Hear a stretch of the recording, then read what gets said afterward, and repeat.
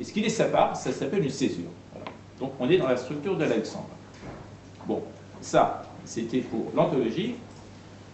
Maintenant, nous allons nous intéresser à un poète très spécial. Ilaj Milzon. Alors, j'ai traduit d'Ilaj Milzon un long poème de plus de 170 vers qui apparaît au début de son fameux recueil qui s'intitulait Oref Normé. Ilaj Milzon, il est né en 1874, il est mort en 1926. Alors, je ne vais pas m'étendre sur sa biographie, juste préciser qu'il avait pris fait et cause pour la révolution constitutionnelle. Il est considéré non seulement comme un esprit libertaire, mais aussi libertin. Vous allez le constater avec le poème sur lequel on va travailler. Alors, ces poèmes sont très populaires, mais extrêmement difficiles à traduire. Son style correspond à ce qu'on appelle en persan le style Sah Vamomtane. Alors, est-ce que vous pouvez me proposer une traduction de ce style en français? Est-ce que vous pouvez... Alors, ça veut dire... Simple. Voilà, facile. Et momtané, ça veut dire impossible. Impossible. Impossible. Alors, comment le style simple, impossible? Ça, donc, c'est ce qu'on appelle un oxymore en français, c'est-à-dire deux mots qui vont ensemble et qui se contredisent. Alors, moi, je propose le style de l'impraticable facilité, la facilité à laquelle on ne peut parvenir. Le poème est simple d'apparence, mais il est très malaisé et difficile de parvenir à cette simplicité. Je vais vous lire un extrait du début de ce poème qui démarre le Oref Normé. Le tout début, Bia guyam baroyat dostani ki to ta'sir chador ra bedani. Dar ayami ke saf و sade budam dam kelyas dar estade budam. Je vois qu'il y a des personnes qui me suivent. Zani bogzasht az onja ba khesh و fesh mara ergon nisa amad be junbesh. زیر پیچه دیدم قبقبش را کمی از چانه قدری از لبش را چنان که از گوشه ابر سیه فام کند یک قطعه از مه عرض اندام شدم نزد وی و کردم سلامی که دارم با تو از جایی پیامی پریروز این سخن قدری دو دل زیست که پیغام آور و پیغام ده کیست بدو گفتم که اندر شارع عام مناسب نیست شک و بست پیغام تو دانی هر مقالی را مقامی است برای هر پیامی احترامی است قدم بگذار در دالان خانه به رقص آر از شعف بنیان خانه پریوش رفت تا گوید چه و چون منش بستم زبان با مکر و افسون. La traduction en français.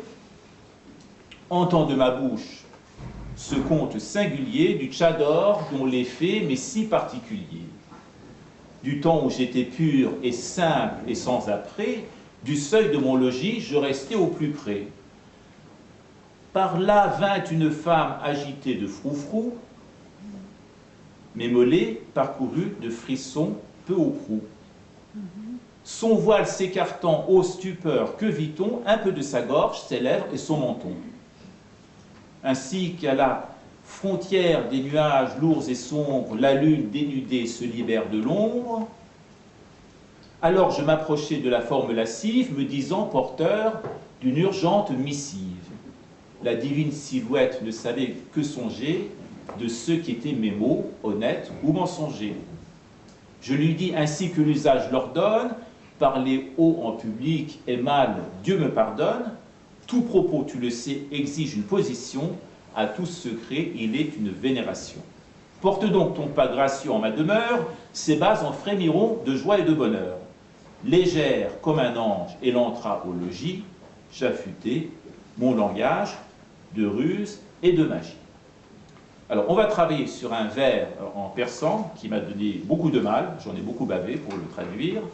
Zani boksash tazanja bo fesh. Alors, réchauffèche, cette fois, on a le mot. On a l'onomatopée. Foufrou. Voilà, cette forme-là. Hein. Il existe en français. C'est le bruit du tissu, en général neuf, qui est froissé, qui est amidonné.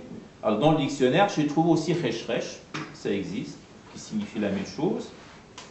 Et il y a aussi resh-resh, bon, j'ai trouvé ça dans le dictionnaire pareil, qui signifie la même chose. Donc ici, il s'agit d'une femme qui avance avec des tissus qui font un peu de bruit et en perso on dit qu'elle rock, me connaît, donc elle se fait remarquer. On dit en français on dit qu'elle déménage, on dit qu'elle arrache. On va aller voir là-bas tout de suite, on la remarque. On ne peut pas rester indifférent devant elle et j'ai traduit donc ce segment du poème par là vint une femme agitée de froufrou.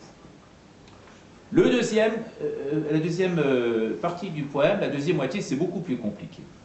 Mais alors, elle renaissant en mal de Djumbesh. Alors, est-ce que vous connaissez le sens du mot elle renaissant? Bon, c'est en arabe, vous vous doutez bien. Est-ce que quelqu'un sait ce que c'est que elle renaissant? Alors, j'ai eu du mal à trouver, moi aussi. C'est le nerf sciatique. C'est le nerf sciatique. Mais est-ce que vous avez eu, vous, Iraniens, besoin de comprendre ça pour savoir qu'est-ce qui s'est passé? Non. Vous n'en avez pas eu besoin. Vous n'avez pas eu besoin de comprendre. Alors comment ça se fait? Comment ça se fait? Parce que c'est un procédé. Ilya Shmizo utilise des mots en arabe, des mots un peu rolombés, solombés, un peu compliqués, pour dire quelque chose de comique derrière. C'est ce que fait Molière avec le latin. Parce que quand on a envie de dire des choses qu'on ne peut pas dire, mais il se passe quelque chose quand même, et tout le monde est au courant, et personne ne veut le dire, on utilise en arabe la langue savante, la langue religieuse, et puis le français c'est le latin. Donc ça, cette fonction-là. Alors, si on traduit mon nerf sciatique s'est mis à trembler, est-ce que les Français vont comprendre? Ça m'étonnerait qu'ils comprennent quand même qu'est-ce qui se passe. Hein. Les Iraniens ne comprennent pas le mot, mais ils comprennent qu'est-ce qui se passe. Et si on le traduit exactement, les Français vont comprendre qu'est-ce qui se passe. La mal au nerf sciatique, qu'est-ce que ça a à voir? Il s'est passé quelque chose quand même. Et il va falloir à ce moment-là laisser tomber le sens du mot et trouver autre chose. Donc il ne faut surtout pas le traduire. Il ne faut surtout pas le traduire dans le sens littéral.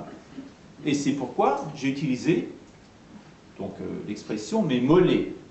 Mes mollets se sont mis à frémir, parce que les mollets, si on se met dans l'état d'esprit français, les mollets, c'est une partie du corps qui a un aspect érotique.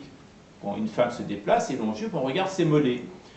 Donc il y a un contexte érotique qui fait que si on met mes mollets parcourus de frissons peu ou prou, j'ai trouvé la rime aussi, parce que c'est rare que je traduise des poèmes avec la rime, mais assez miraculeusement, pour ce poème-là, j'ai mis la rime.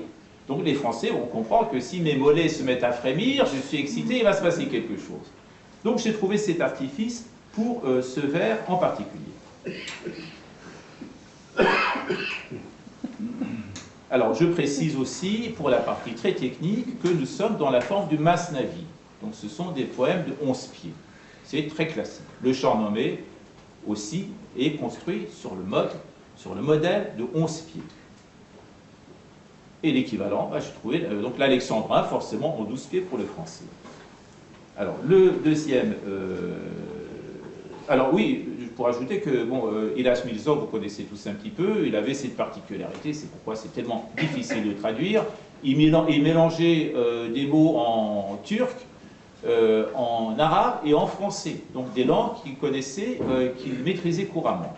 Et donc il injecte régulièrement des mots turcs, arabes, français dans ses poèmes. Alors, je résume la suite, parce que le poème est très long. Le jeune homme, il parvient à faire entrer cette femme dans sa maison, et il essaye, vous en doutez, de la séduire. L'entreprise n'est pas facile, la femme devine enfin ses intentions. Elle comprend qu'est-ce qui se passe, elle se met en colère, et lui fait la leçon, et voici ce qu'elle va dire, en persan. « Nemidani nazar bozi gonah hast, زما تا قبل 4 انگشت راه است برو یک روز بنشین پای منبر مسائل بشنو از ملای منبر شب اول که ما تحتت درآید Bebolinat naiki romon karoyat, çenan kubat be marzat tuye marqat, kemirini be sangi ruye marqat. قرص آنقدر گفت از دین و ایمان که از گوه خوردنم گشتم پشیمان. Alors comment traduire ça en français? Alors on arrive à notre deuxième extrait. Je vais vous lire ma traduction. Ignores-tu des œillades frivoles la sentence, de nous jusqu'à la tombe, la si courte distance? C'est la femme qui parle au jeune homme. Va donc un jour t'asseoir au pied du minaret, écouter les propos du mollah sans arrêt. Alors ton derrière meurtri la nuit raconte l'arrivée des deux anges qui demandent